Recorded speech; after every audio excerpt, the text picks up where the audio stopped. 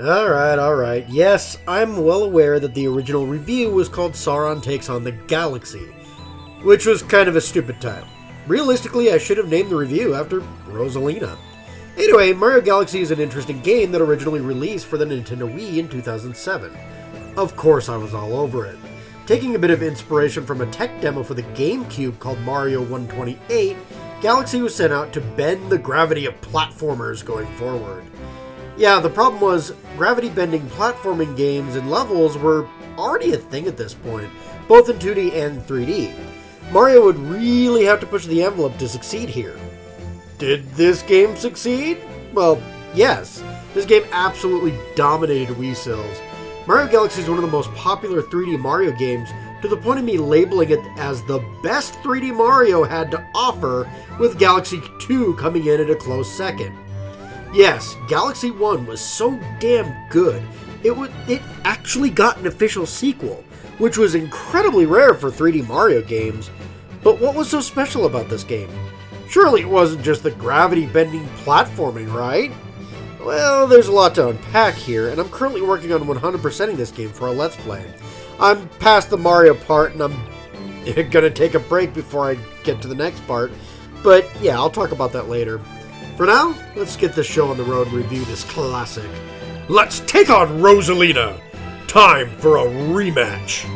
I noticed I talked about it in my script and I didn't necessarily mention anything, so just a quick little side tangent here. I used to label this the best 3D Mario game of all time. It was my favorite for the longest time, and honestly, I thought it was the best game. However, I hate to say it, I think Odyssey beat it out.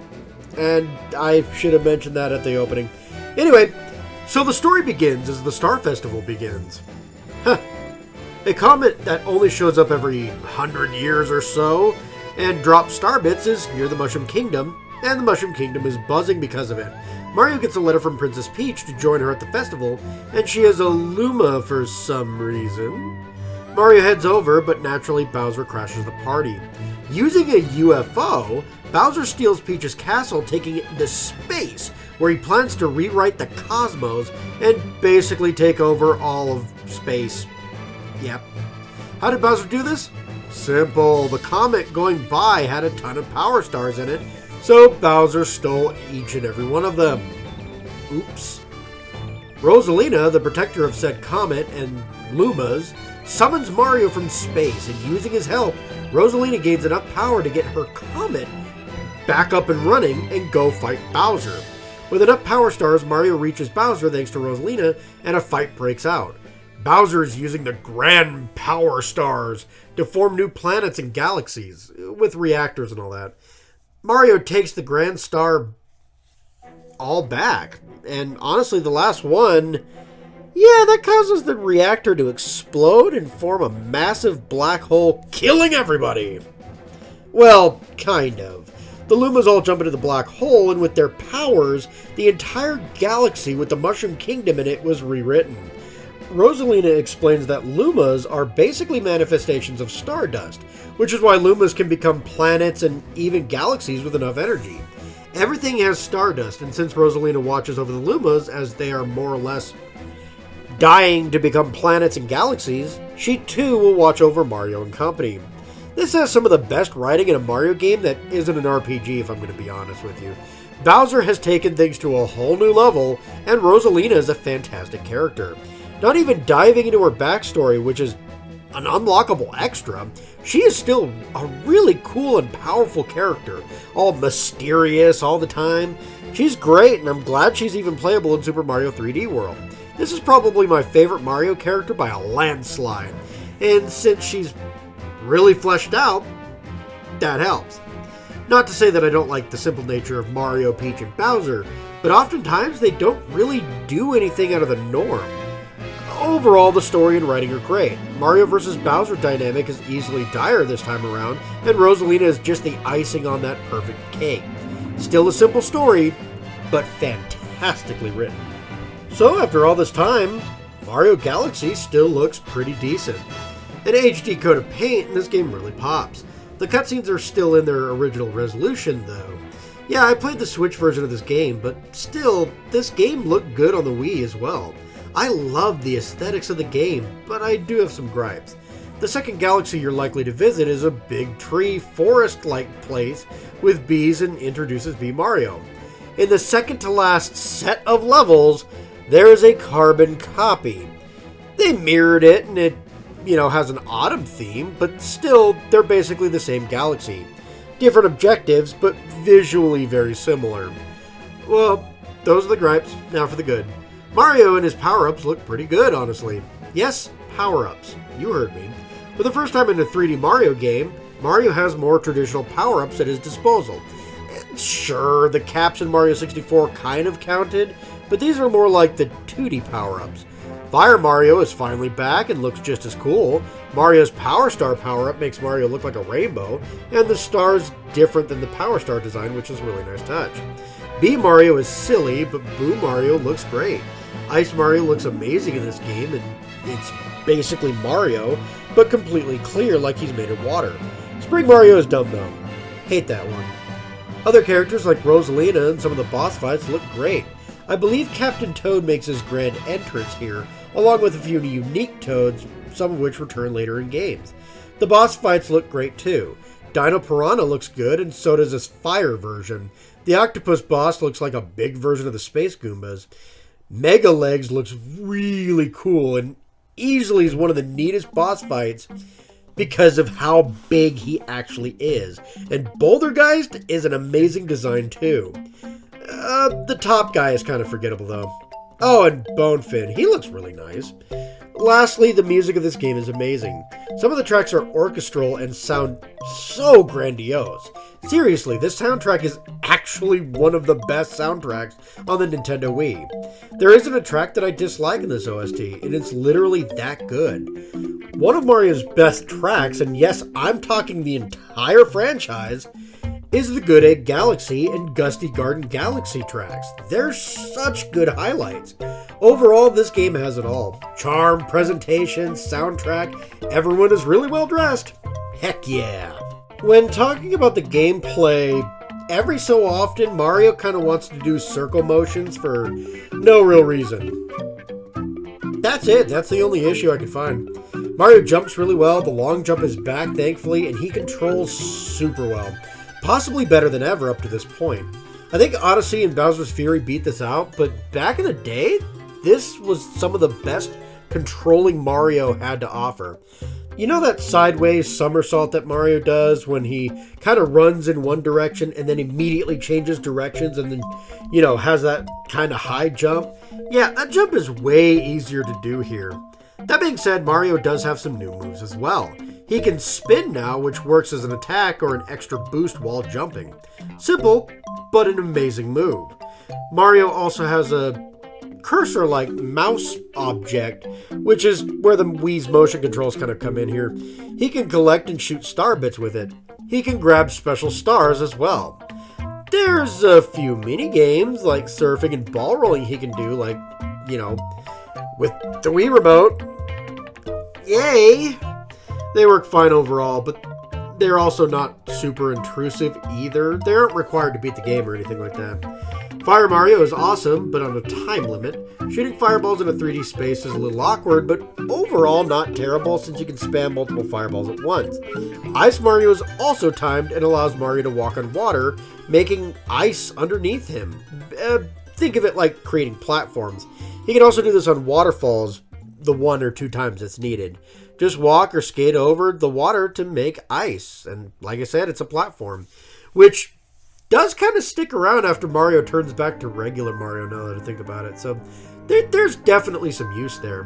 Boo Mario can't touch light, but he can turn invisible and go through objects. He also floats and scares the hell out of Luigi.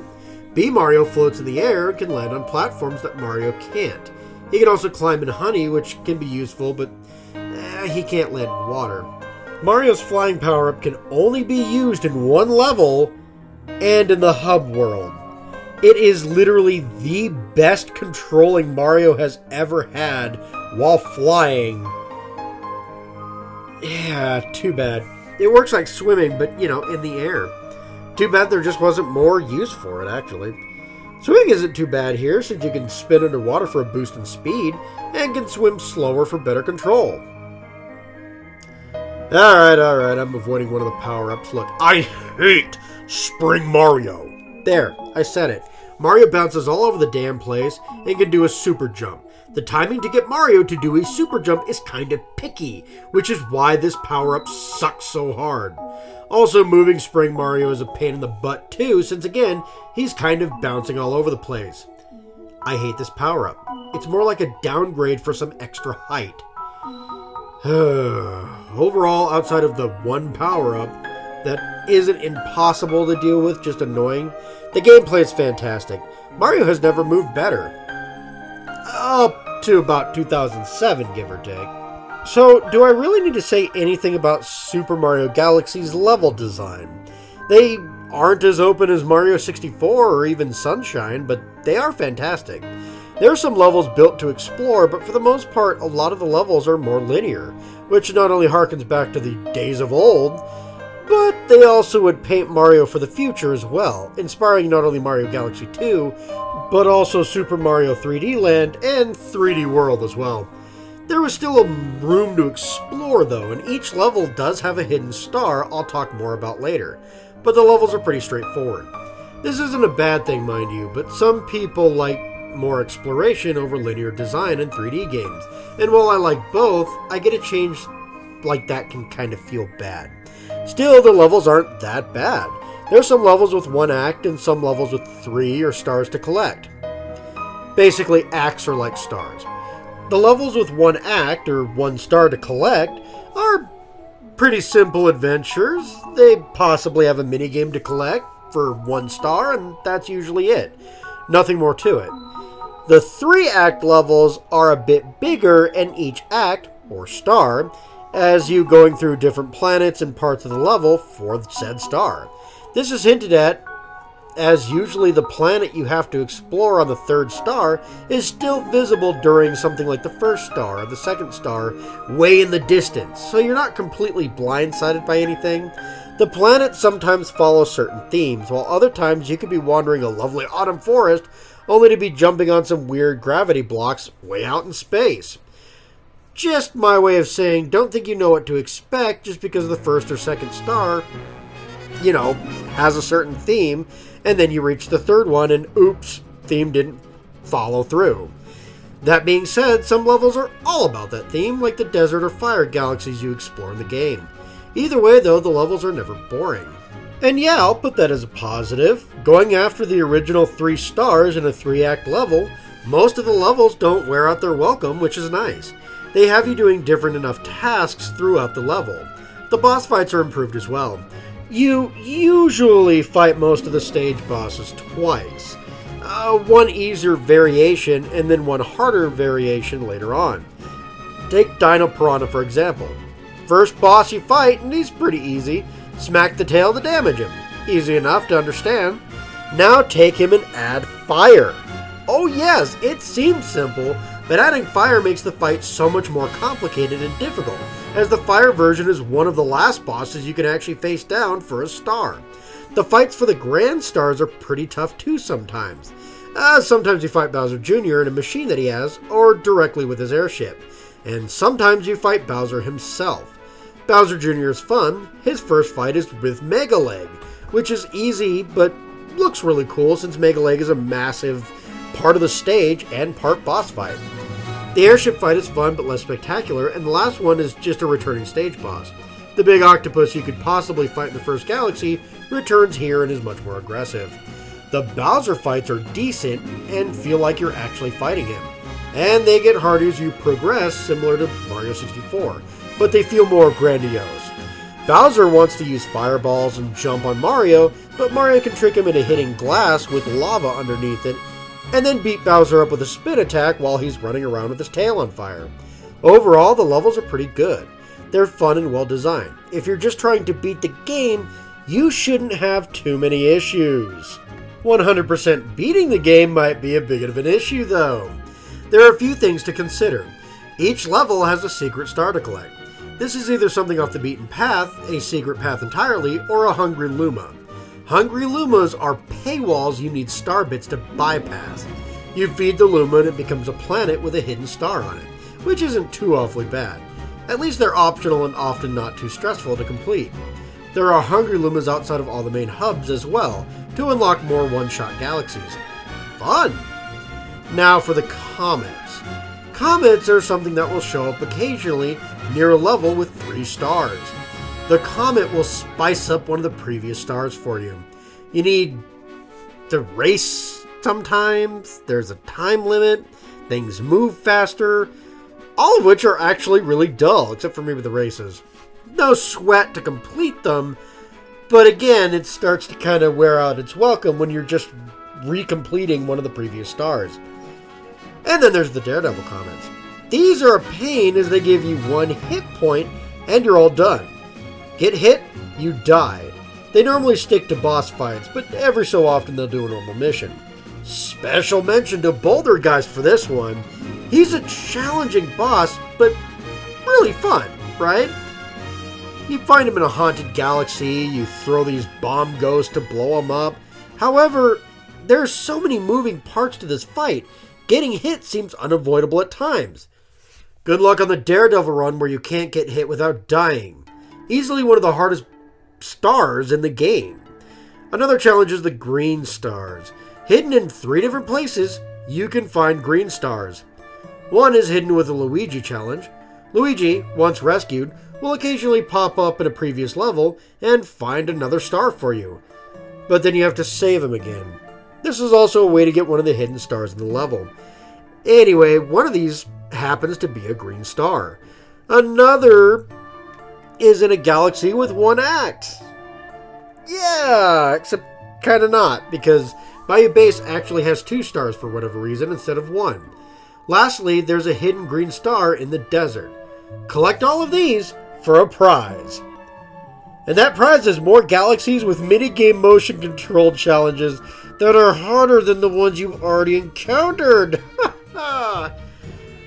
Win a star from all 3 of them. Yay. The things you do for completion, right? Lastly is the purple coin comets. These unlock after beating Bowser, well, the final Bowser fight, once. These comets are a tad bit much. You find them in the galaxies of 3 acts, very similar to the other comets, but they'll make you find 100 purple coins hidden in a stage. Some of these aren't bad. Some of them are hell. Some give you time to explore, some are timed. The one in Dreadnought Galaxy has you on a moving platform, and there's exactly 100 coins. Miss one and you die or restart right there and then. Well, you die later on when you complete the mission, but you only had 99 coins and you didn't get the last one. This mission is also slower than Molasses 2, so extra frustrating when you miss with that 1 coin towards the end of the level. Then there's the Luigi platform.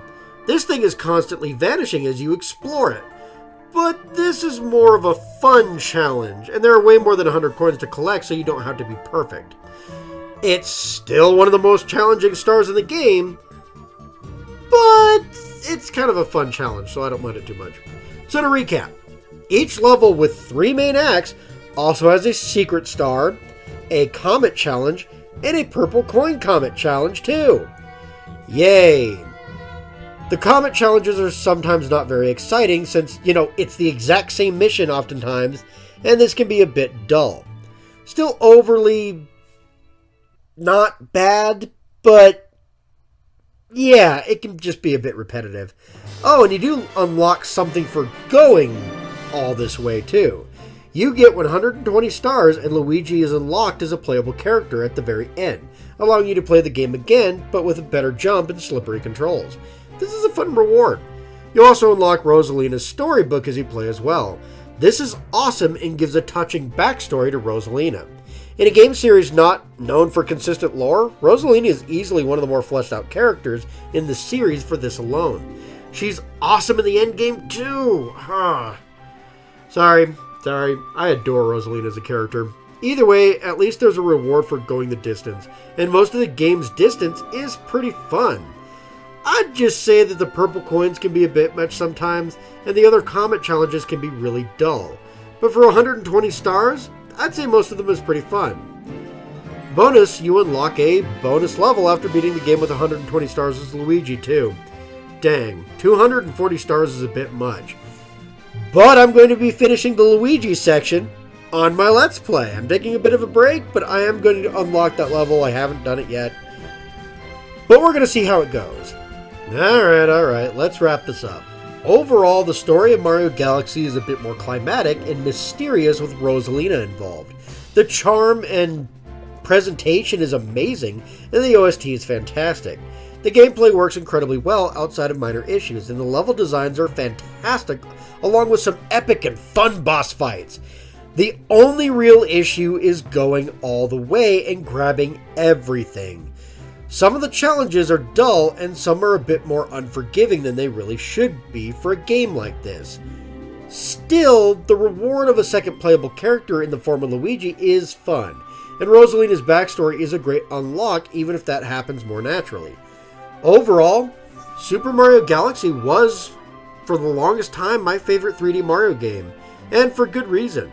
It still holds up really well today and is just as fun. At the end of the day, Super Mario Galaxy is still an amazing game.